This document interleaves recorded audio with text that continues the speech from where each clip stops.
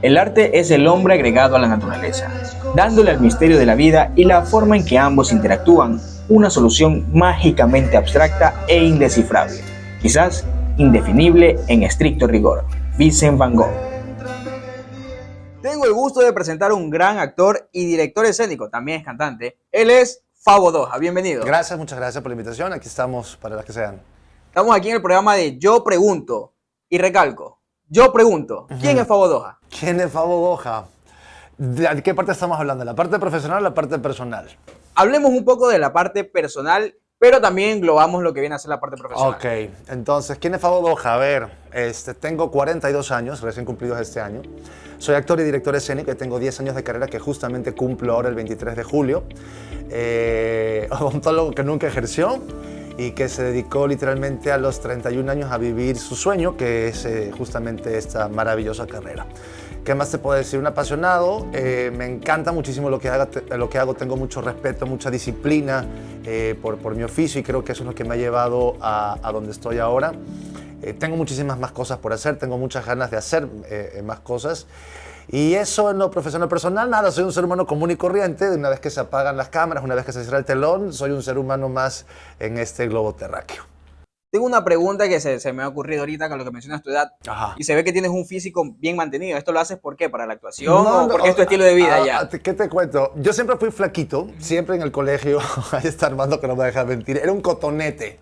Era un cotonete y caminando por la vida. El Fido Dido. Exacto, entonces por más de que comía y toda la cuestión no engordaba, entonces mi metabolismo es acelerado, entonces ahí me cuesta subir de peso. Así como hay gente que le cuesta bajar de peso, ahí me cuesta subir de peso. Entonces me decían, no, ya vas a ver que a los 30 te cambia el metabolismo, que a los 40, y la verdad es que nada. Entonces como bastante y todo, pero el gimnasio me ha ayudado mucho a mantenerme. Entonces me cansé de ser el flaquito, me cansé de sentirme el armador, ¿sabes? Porque a veces te compras ropa y no te queda bien y dices... Necesito más cuerpo. Entonces, y veía, y es chistoso porque me inscribí en varios gimnasios y pagaba y me daba mucha pereza. Y entonces me quedaba viendo cómo hacían y hacía según yo algo y me regresaba a la casa. O sea, un fracaso total. Ajá. Y recién a los 31 años, ya cuando entro a esto, me empecé a dar cuenta que el físico sí es importante dentro de la carrera, más no porque si tienes un cuerpazo te llaman, no, porque eso sí está muchísimo en el talento y todo, pero también sí te favorece. Y tienes que aprender a cuidarte porque es una imagen que tú proyectas. Entonces, desde ahí en adelante, y también por una cuestión de quererme ver bien, ¿no? Por una cuestión también de uno mismo. De uno mismo. Y de ahí fluyó, entonces se creó un hábito y ya ahora pues ahí están los resultados. Entonces ya es hasta como una válvula de escape. Ajá. Si estás estresado, si estás de mal humor, si estás deprimido, gimnasio. es una válvula de escape. Entonces ahí libero entro en catarsis en el gimnasio. Vamos a decirle a las personas cuál es tu nombre real. Mi nombre real es Fabricio Andrés Domínguez Játiva, todo el mundo lo sabe. El Fabo simplemente surge de un diminutivo de Fabricio. Y para diferenciarme de mi papá, porque a ver, te cuento, cuando yo estuve en la industria farmacéutica, sabrán que trabajé en esa farmacéutica durante 12 años de mi vida, fui visitador médico y supervisor. Entonces, mi papá también estuvo en esta misma industria durante 25 años. Como no quise ejercer de odontólogo, entonces me dijo, vas a trabajar como visitador médico. Y fue lo que hice. Entonces, siempre viví bajo la sombra de mi papá. Llegaba donde un doctor y me decían, tú eres el hijo de Loco Domínguez, eres el hijo de Fabricio Domínguez, y me presentaba como Fabricio Domínguez. Entonces, sabes, hay mucha presión encima de que es alguien que lo conocen y que lo respetan dentro de la industria, claro. Y no podías cometer ningún error ni nada porque eso sí repercute un poco, ¿no? Ajá, y entonces era como, mucha presión. Y cuando yo decido ya cambiar y darle un giro a mi vida y dedicarme realmente a lo que siempre me apasionó, busqué no es que busqué el nombre, ya me decían Fabo para diferenciarme de Fabricio, Fabo o Fabito. Entonces ya en esto dije, Fabo me gusta, ok, ¿cómo me voy a poner Fabo? Pero no me gustaba cómo sonaba Fabo Domínguez. ¿Ya? O sea, dije... Lo escucho raro decir. Sí, estaba como muy largo y todo. Y entonces surge el Doja, que es el Domínguez Játiva, haciéndole honor a mi papi y a mi mami. Dije, ¿por qué no? Un nombre corto, los nombres cortos siempre pegan, y la facha de turco que me acompaña, entonces la gente pensaba que, Fabo Doja, Fabo Doja. Pero de ahí surge el Fabo Doja y ya se creó como esa marca, ¿no? Y ahorita cuentas un poco cómo creaste tu nombre artístico, por así decirlo. Sí. ¿Cómo fueron tus primeros pasos cuando te introdujiste en el mundo del teatro? Uy, eso fue ya hace 10 años. No, miento. Esto fue en el 2002, cuando yo entré a estudiar actuación en el ITV. Yo soy cantante frustrado, entonces por eso ahora lo expido a través del teatro musical. Y entro al ITB como estudiante de actuación. En esa época recién estaba llegada Nitsi Grau y Leopoldo Morales, nombres que van a sonar más adelante. Y abrimos la escuela de actuación en ese momento con Víctor Arauz, con Luis Fernando García, con, bueno, un grupo de gente, Giovanna Andrade, bueno, un montón de gente, Alejandra Paredes, que es mi prima, bueno, un montón de gente. Y estuve 2 años en la escuela, pero como yo empecé a trabajar como visitador, me abrí. Entonces ahí pude probar por primera vez lo que era el teatro. Entonces dije, wow, esto es... Y fue como un examen, fue como un examen, ajá, y dije, de aquí soy. ¿Ya? Aparte ya quería hacerlo, ya quería estudiarlo, pero por cosas de la vida me tocó retirarme y porque me decepcioné de la televisión. Ya en esa época existían dramatizados como de la vida real, habían telenovelas como Sin Límites y ese tipo de cosas, y ahí iban los castings, ¿no? Pero era el flaquito. Era el flaquito, ajá. Entonces no tenía padrino, pero estaba estudiando, estaba empezando y realmente fue así. Entonces pasaron cosas que como extra, porque así empecé también haciendo de extra, entonces me desencantaron y eso dije, no quiero esto. Y me fui y me dediqué a la visita médica, lo cual me permitió estabilizarme económicamente y ya madurar obviamente, pero en cada consultorio veía, por ejemplo, en las salas de espera a mis amigos en novelas o iba a ver a sus obras de teatro y decía, yo tengo que estar ahí, yo quería estar ahí. Pero los tiempos de Dios son perfectos, no es cuando uno quiere, sino cuando se dan las cosas. Y ya como te digo, pasaron 10 años que me ausenté de eso y a los 31 dije, ok, este es el momento, todo se conjugó para que así sea y retomé la carrera. Entonces del 2012 al 2015 que me gradué, pero desde el 2013, fíjate, empecé ya a trabajar dentro del medio. Y desde ahí ya me fui de largo. Y después me gradué y bueno, ya fui profesor y toda la cuestión. Entonces, esos fueron mis inicios en realidad, ¿no? Empecé como extra, empecé haciendo teatro, cosas muy pequeñas, muy puntuales, y de ahí ya para adelante. Pero me ausenté, entonces de ahí no hice absolutamente nada. Tanto así que cuando regreso, estaba con mucho miedo. ¿Estabas nervioso? Porque me sentía oxidado, o sea, no sabía cómo estaba el medio, no sabía cómo era. Todos mis compañeros eran peladitos de 19 años. Yo era el único viejo de 31 años, pensaban que iba a ser profesor. ¿Saben lo que les digo? Entonces era como súper chistoso todo, porque no sabía cómo estaba el medio, ¿no? Y mis compañeros me decían, ay, el viejo. El señor, decía. El señor. En serio eso me decían, ay, el viejo. Y claro, yo ya venía sabiendo lo que quería hacer, que esto quería que sea mi profesión, entonces yo no es que llegué así como, ¿qué hola, soy Fabo? No. O sea, yo entré pateando el perro, literalmente. O sea, dije, aquí voy a hacerme notar y aquí voy a... Pero siempre... Porque sentías que era tu momento. Es que era eso. Y me favoreció todo porque fíjate que no habían muchos actores entre 30 y 40 años. Yo estaba en 31 años. Entonces se me abrieron las puertas, obviamente... súmale la disciplina, porque hay que ser muy disciplinado, el respeto por lo que estás haciendo, y aparte para mí era como algo completamente nuevo y tenía que empezar obviamente de cero. Iba a todos los castings habidos y por haber, iba a todas las producciones habidas y por haber, y tenía compañeros que decían, ay no, qué pereza me da, sí, ay, que yo no quiero hacer eso, y yo, pero si nadie te conoce, somos estudiantes, recién estamos empezando. Entonces fui a todos lados y eso permitió que vayan viendo mi cara, productoras, después empecé a hacer comerciales, fui imagen para marcas y así, y ya empecé a hacer televisión y ya empecé a hacer teatro y de ahí cuenta la historia hasta la fecha. Y ya la parte en la que tú mencionaste que eres un cantante frustrado. Ajá. Tú lo plasmas en el teatro, lo dijiste. Claro. Y en tu Instagram podemos notar que haces bastantes musicales. Sí. Coméntanos un poco sobre eso. ¿Por qué? Porque, a ver, como te digo, soy cantante frustrado y yo intenté ser cantante, ¿ah? Intenté ser cantante. De hecho, ahora en una revista me hicieron una entrevista justamente sobre eso y me ponen Fabo Doja, su vida es un musical, ¿no? Actualmente llevo ya 14 musicales en mi haber, vienen más musicales y todo fue... Digo, como te digo, las cosas pasan cuando tienen que pasar. Fue por un no error, porque yo estaba de asistente de dirección. Con los musicales, ¿cómo surjo con los musicales? Yo estaba de asistente de dirección de un proyecto en Loja. Mi profesor, que era Santiago Carpio en ese entonces, me escuchó cantar y me dice, don Fabo, ¿que usted canta? Y yo... Don Fabo, te dice. Dice don Fabo. Y le digo, sí, claro, era mi profesor. Él fue mi profesor. Entonces le digo, sí, claro que canto, no sé qué. ¿Por qué nunca me ha dicho? Porque nunca me han preguntado. Yo, como te digo, intenté ser cantante. Estuve en un par de grupos musicales en los 90, super pop y toda la onda. Tomé clases de canto 2 años. Pero la música también es muy difícil en este país. Claro, muy difícil. sí, eso sí. Si no eres de música chichero, tecnocumbiera, en esa época estaba el boom. No vas a pegarte nada. Ajá, si no tienes los medios también para poder costear la grabación de una canción, etc. Entonces era un poco complejo. Pero fíjate cómo son las cosas. De pronto, 10 años después, 12 años después, me dice, porque Santiago estaba grabando otro proyecto y me dice, necesito alguien que me cubra en El Cura Sin Cabeza, en un musical. Y ese fue mi primer musical. Entonces estamos en Loja y me dice así que empieza la gira por la provincia y me dice así que usted va a ser El Cura Sin Cabeza. Y yo, ¿qué? ¿Cómo? ¿Por qué? Así dice, ¿qué? Y claro, y empecé a practicar y ensayar y de ahí agarré mucha más seguridad de hacer teatro musical. Canto, bailo, obviamente, y actúo. Entonces, llega un casting para el Sánchez Aguilar, voy a hacer ese casting y me quedo en el musical de Alberto Plaza, que se llama Que Cante la Vida. Y desde ahí ya me fui de largo. Después estuve en Enredos, después estuve, bueno, de los más importantes, Chicago el musical, que lo hice en Quito. Soy el primer ecuatoriano en representar a Billy Flynn en las listas de Broadway.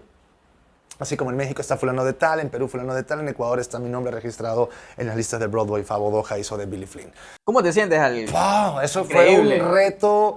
Estuve a punto de renunciar 2 veces porque la exigencia no es Era lo mismo. mucha. Sí, Sentías totalmente. un peso increíble, supongo. Claro, era mucha responsabilidad. Tenía una coach vocal que era súper heavy, ahora la amo con mi vida porque ella me dio mucha seguridad también en eso. Trabajas mucho, toda la parte vocal, la colocación de voz. Yo fumo. Entonces era, deja el cigarrillo, no tomes vino tinto, toma vino blanco, o sea, Cuida hay una tu serie de garganta, cosas, cuida sí, tu voz. muchas cosas.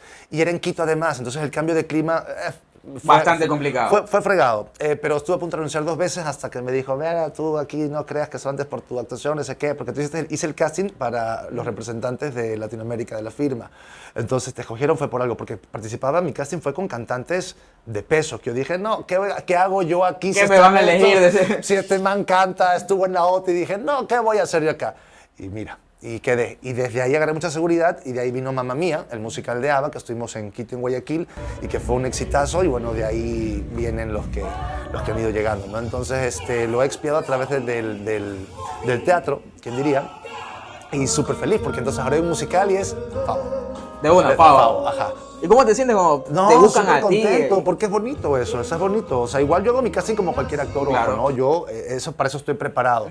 No me siento ni menos ni más por hacer un casting, para eso estoy preparado, eso es el día a día, ese es el trabajo del actor. Simplemente voy con todo. Entonces ahora preparo un musical de salsa que también va a ser en Quito, un musical de cumbia que va a ser en Quito. Acabo de hacer también un musical en el Sánchez Aguilar que fue un exitazo que se llama El amor es algo así, la segunda parte, hicimos la primera. Voy a hacer también un musical de Navidad ahora en diciembre y bueno, esos son los musicales que se vienen ahora. Oye, Fabo, y una pregunta aquí, ¿cuál ha sido tu papel más difícil, ya que mencionas que fue complicado esto del canto y todo eso? ¿Cuál ha sido el más difícil que sientes que fue muy desafiante? El más desafiante, mi primer protagónico, que se llamaba Monogamia, que lo dirigió Ruth Cuello, y esto fue en el 2015, si mal no me equivoco, y estaba junto a Michi Celaya, solamente éramos los dos, un texto de Marco Antonio de la Parra, un obrón. Pero era tronco de texto, eran hojas, entre 2 personas. Él me decía A, yo le decía B, entonces no me podía olvidar de nada. Ni de una coma, ni de un No, punto, ni nada. saltarnos, porque entonces le cambiaba absolutamente todo el panorama al otro actor. Aprendí a escuchar muchísimo en ese montaje.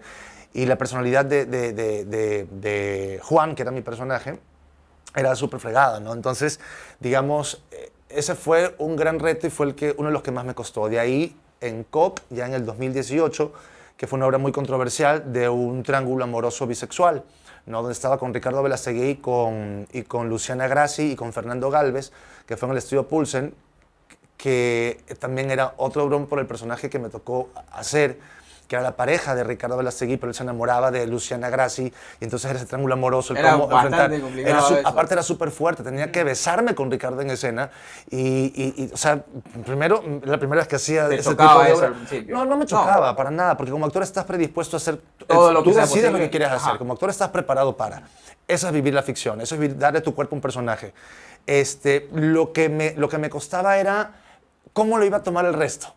Ya, mi mamá, que vivía en ese entonces, mi papá, o sea, era como... Los prejuicios. Ajá, que sí hubo, ¿no? De hecho, en la primera función, una señora se levantó, que indignada, que esto es lo que me traen a ver, hubo un apagón y la mujer se va guarda abajo, se cayó, entonces mira, pero fue muy denso desde el punto de vista personal, o sea, trabajar ese personaje olvídate del beso, es lo de menos. Es todo lo que conlleva esa historia es muy fuerte. Entonces la gente empieza odiándome y terminan queriéndome. Porque a fin de cuentas termino siendo una víctima de este personaje, del que era mi pareja. Entonces llorar todo el tiempo en escena, estar cargado todo el tiempo y contener para no llorar solamente en el momento preciso, eso fue un personaje muy... Aparte que tú mencionaste que eres bastante sentimental. Muy fuerte, claro. O sea, a mí me gustan mucho los personajes de drama, los personajes de carácter, pero la vida me lleva a ser también personajes de comedia, personajes de fantasía. Entonces trato de ser muy camaleónico, de no Y hablando así de personajes, coméntame un poco de La Bruja. Cleotilde y Matilde. Cleotilde y Matilde tienen mucha historia, y ya son 8 años haciéndola. Es curioso porque Nitsi Grau la escribe cuando estaba en Miami para Microteatro Miami, ya cuando ya se fue. Entonces le lleva a Santiago y le dice, hágalo usted también en Ecuador. Entonces se la da a Santi y Santi dice, pero no lo voy a hacer con 2 actrices, sino con 2 actores. O sea, esa obra ya estaba... La escribió Nitsi para eso. No, estaba haciendo. Se estrenó simultáneamente tanto en Miami como en Guayaquil. Ajá. En Microteatro Miami y acá en Pop-Up. Fue un hit. Primero porque nos dio la libertad de crear estos personajes. Entonces la dinámica visual la creamos cada uno de nosotros. Entonces, yo me senté, me maquillé y le dije, esta es mi propuesta, esta es mi segunda propuesta y esta es mi tercera propuesta. Santi dijo, esta. Y con Ney, pues ya armamos esta la ocasión. Y el personaje lo creamos cada uno de nosotros. Nitsi lo que nos da es la historia de los personajes. Desplázmela. Y lo hicimos a nuestra manera, ¿no? Obviamente respetando todo el texto, pero jugando un poco más con estos personajes más ecuatorianos, ¿no? Y bueno, surge y fue un boom, ¿no? La hacen también en Microteatro de Miami, pero ahí se quedó en la primera temporada y bye. Tanto fue el éxito que la hicimos en octubre y nos pidieron que la hagamos nuevamente en febrero. Y ahí hicimos un Cleotilde y Matilde para San Valentín. Repleto, con total la otra vez. de San Valentín. Claro, las brujas están haciendo pócimas para los enamorados y todo. Y de ahí ya surge. Entonces en octubre le hicimos 2 stand-ups, hicimos un audiovisual y ya son 8 años. Ahora ya estamos haciendo en teatros grandes. Estamos en el Sánchez Aguilar ya por 2 años consecutivos. Le hicimos al aire libre y este año en octubre hacemos Cleotilde y Matilde, ya es el 8º año. El torneo de brujas se llama, ¿no? Que es como un mundial. ¿Cuándo va a ser esto? Esto es las 2 últimas semanas de octubre, del 19 al 21 y del 26 al 28, en la sala principal, con más elenco, con todos los juguetitos, brujas volando por escobas, ya, nos estamos arriesgando a hacer. Supongo que nos vas a invitar también. Están cordialmente invitados para que vayan con las cámaras y vean también qué es lo que se y está... Y a toda la gente que también está viendo. Por supuesto, ¿no? Les va a encantar. Aparte, sí, es muy chévere porque las brujas tienen su público. O sea, esperan esperan año tras año con ya hagan las brujas. Es una locura, te lo juro por Dios que es una locura. O sea, se acaban las entradas. Eso, todo lo hemos hecho sold out, sold out, sold out. Es impresionante, te lo juro por Dios. Entonces, por eso no las quemamos, no las hacemos todo un siempre, sino solamente como para esa fecha, ¿no? Ahora vamos a ir viendo qué es lo que sigue, que dentro de los planes está hacerlo ya como un proyecto para tele. Cuando se retome la producción nacional, porque ahorita hay puros realities. En todos lados. Entonces, bueno, pero esa es la meta. Esa es la meta. Entonces, las brujas, ¿qué te digo? Nos han dado mucha satisfacción, muchas alegrías, hace reír al público. Es una locura. Y tú hace rato mencionaste que tú te maquillaste. Sí, yo Para mismo. la gente que no sabe, Fabo Doja se maquilla Sí, solo. en algún momento hice un par de lives y también está plasmado en mi Instagram. Ahí se ve cómo me empezó a maquillar. Entonces, y es chistoso porque yo agarré cosas de mi familia. Los maquillajes No, en el sentido de cómo creo este personaje, ¿no? Cuando tú creas un personaje, puedes robar cosas de otras personas. Se llama crear un personaje a partir de la imitación, ¿ya? Entonces, la forma de caminar es de una tía abuela mía, que ella siempre caminaba así encorvadita y con su dedito acá y cruzaba y no sé qué. De ahí dije, voy a agarrarlo de esto. La voz, obviamente, no, porque ninguna de mi familia habla así como bruja, ¿no? Eso ya lo puse yo. Pero el maquillaje, por ejemplo, esto que tengo negro y esto acá, estas cosas azules, también es de otra tía mía. No. Que en los 90 siempre me impresionaba porque era un maquillaje tipo Endora, ¿no? De una bruja. Entonces, siempre me llamó muchísimo la atención eso. Y frases y palabras son de mi abuela también, ¿no? Entonces, agarré estas cosas, se los puse al personaje y la gente, pues ahí lo aceptó. Y es como ya una marca. A veces en la calle hay gente que me dice, ya, cáte. Y yo, ¿aló? Ajá, como que hay una foto, pero como Fabo, yo sé que tú eres la bruja, entonces yo ¿cómo sabes si no? El maquillaje no es está. Que es completamente distinto, lo juro por Dios que es otra cosa completamente distinta. Mañana justamente grabamos promos de brujas, entonces mañana me toca quitar la barba, el lente de contacto blanco, la peluca, el traje y toda la pasión. Todo un look totalmente diferente. Y me tardo unos 40 minutos en caracterizarme, aproximadamente. ¿Tienes alguna anécdota chistosa en el set, en las tablas o en lo que sea? Me he caído, me ha dado el blancazo también, que a veces te olvidas del texto y son esos 3 segundos que te toca improvisar, pero ahí viene la parte de tu compañero en escena que tiene que aprender a escucharte y la conexión que tiene que haber, porque te salva, ¿no? Porque también he tenido compañeras o compañeros que están... Y yo estoy y doy vueltas y entonces me pongo súper nervioso, claro, no se nota, pero esos segundos son horribles. Ajá, y entonces ya cuando se dan cuenta ya me dicen, es que tú me querías hablar sobre esto, ¿no? Y es como que respiras por dentro y tú, sí, lo que pasa es que no sabía cómo decírtelo y bueno, sí, mira, quiero decirte que, y ya fluye, pero son momentos que te dan y que son horribles. O cuando me he caído en escena con las brujas también, con Naked Girl, nos hemos dado unos suelazos, pero a la gente lo que le causa es gracia, es chiste, se ríen. Nosotros como actores nos reímos y eso provoca más risas, entonces es una risotada tras risotada tras risotada porque jugamos mucho, improvisamos mucho y a veces salen cosas que no están planificadas o que no están en el texto y nos causa a nosotros risa como actores. Y al público que también se ríe y todo eso. Te ven riéndote como bruja, entonces yo procuro ponerme siempre así, entonces empiezo a temblar y Ney, que es un desgraciado, que lo amo, entonces le empieza a hacerme bromas con respecto a eso y me hace reír más, entonces bueno, hasta que ya digo, ya basta, ya dejan de hacerme reír, tonta, no sé qué, y ya como que ya le corto, ¿no? Porque si no nos vamos a se van de largo Sí, y eso también creo que ha sido el éxito de las brujas, de que jugamos mucho y que ven que son 2 personajes muy, muy reverentes. Y aparte sale un poco espontáneo, se podría decir. Totalmente. Ya que tienen... Nunca ninguna función es igual a la otra con Clotilde y Matilde. A pesar de que es el mismo texto, pero siempre metemos más cosas o jugamos con el público, sin faltarles el respeto, porque para mí eso sí es importante, pero siempre ninguna función es igual a la otra. Y la gente está como loca y quieren ver a las brujas. Entonces, eso es muy bonito. ¿Tienes algunos referentes aquí en lo que viene a ser el teatro? ¿Referentes en qué sentido? En que tú dices, wow, yo quisiera ser también un poco como él, quiero una parte de él a la hora de actuar. Por ejemplo, de Ney, que fue mi profesor del actor en la comedia, o sea, yo nunca había explorado la comedia y de él he aprendido muchísimo. Entonces, claro, tú dices, quisiera aprender a improvisar como él improvisa. Y la cancha o el expertise te lo va dando justamente. Entonces ya aprendes a improvisar, aprendes, ya sabes, cuando vas a hacer una barrabasada, tú, ajá. Entonces ya aprendes justamente eso, ¿no? Y ya para culminar, nosotros tenemos una dinámica aquí en el programa de Yo Pregunto, y es la siguiente. Yo pregunto, ¿con qué palabra se identifica Fabo Doha? Lealtad. Y unas palabras para los jóvenes que estén viendo aquí esta entrevista. A ver, pero con respecto a lo que quieren hacer, lo que te salga del corazón ahorita. Siempre recomiendo que lo que quieran hacer, vayan por ello. No vayan a medias tintas. Y en su vida en general, ¿no? Siempre creo que cuando quieres algo, agarra el toro por los cuernos y ve por ello, aunque te cueste, aunque rebotes, aunque todo fracaso te lleva a un éxito. A veces nos podemos desencantar en el camino, nos podemos decepcionar y nos lleva hacia otras direcciones. Pero si estás enfocado en tus objetivos, a corto, mediano, largo plazo, vas a poder disfrutar de las mieles del éxito. Entonces hay que ser constante, es una carrera de constancia, de tocar muchas puertas, de no tenerle miedo al no. Y en cualquier ámbito que quieras ser, médico, abogado, actor, pintor, lo que sea, ve por ello y no tengas miedo. Cuesta, pero de todo aprendes.